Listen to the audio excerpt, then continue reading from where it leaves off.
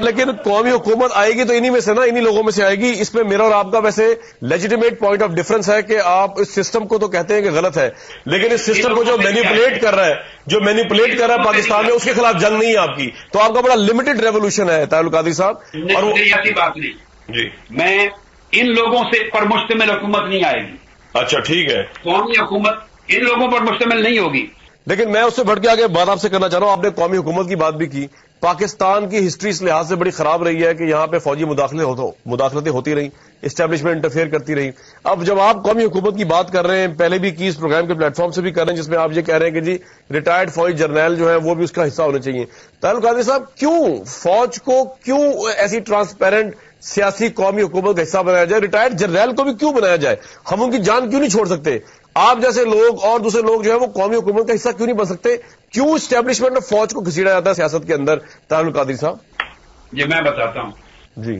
یاد رکھ لیں کہ یہ گورنمنٹ پولیٹیکل گورنمنٹ نہیں ہوگی جس کا نقشہ میں دے رہا ہوں فار 3 to 5 years کے لیے، 3 سے 5 سال کے لیے. یہ پولیٹیکل گورنمنٹ نہیں ہوگی. یہ بنائے گا کون؟ یہ کون بنائے گا؟ چیف جسٹس بنائے گا کہ آرمی چیف بنائے گا؟ کون بنائے گا؟ نیشنل گورنمنٹ آف یونٹی ہوگی. نیشنل گورنمنٹ آف یونٹی بنائے گا کون؟ اسے کون بنائے گا؟ چیف آف آرمی اسٹاف بنائے گا؟ چیف جسٹس بنائے گا؟ کون بنائے گا؟ کہ یوسف رضا گیلانی صاحب بنائیں گے؟ جی میری بات سن رہے ہیں سارے، آپ کے ذریعے قوم تک جا رہی ہے. کانسٹیٹیوشنل اتھارٹی کے مطابق ہونا چاہیے.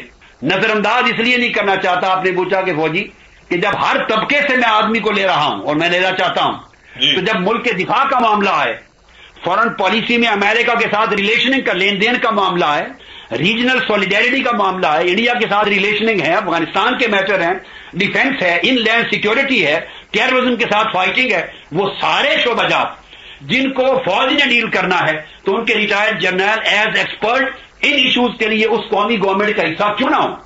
جب وہ نہیں ہوتے تو پھر یہ سیاستدان رات کے اندھیروں میں چھپ کے ISI کی غلامی کرتے ہیں، جا کر ان کے بوٹوں سے ڈرتے ہیں، ان سے احکام لیتے ہیں، اور نتیجہ یہ ہوتا ہے کہ پھر پوری سیاست ان کے پنجے میں مروڑ دی جاتی ہے. لیکن طاہر القادری صاحب، آپ نے یہ نہیں بتایا. میں آپ سے یہ جاننا ہی چاہ رہا ہوں کہ وہ بنائے گا کون؟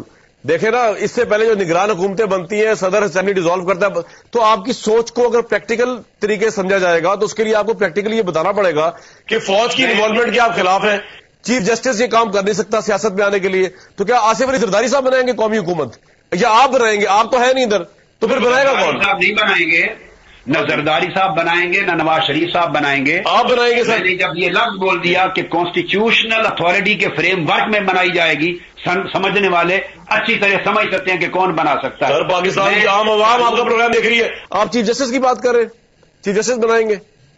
چیف جسٹس پاکستان میں کسی کا نام نہیں لے رہا، میں صرف یہ بات کہہ رہا ہوں کہ آئینی اتھارٹی کے دائرے کے مطابق بنے گی اور وہ سمجھنے والے سمجھ سکتے ہیں کس طرح بن سکتی ہے. سر ایسی قومی حکومت جب بن جائے گی جس کا آپ بتا نہیں رہے کون بنائے گا، لیکن آپ کہہ رہے ہیں لوگ سمجھ رہے ہیں، تو کیا اس وقت پھر اگر آپ کو وہ قومی حکومت انوائٹ کریں تو آپ لیڈ کریں گے پاکستان کو اس ٹرانزیشنل فیز میں؟ آپ یہ کہہ رہے ہیں مجھے؟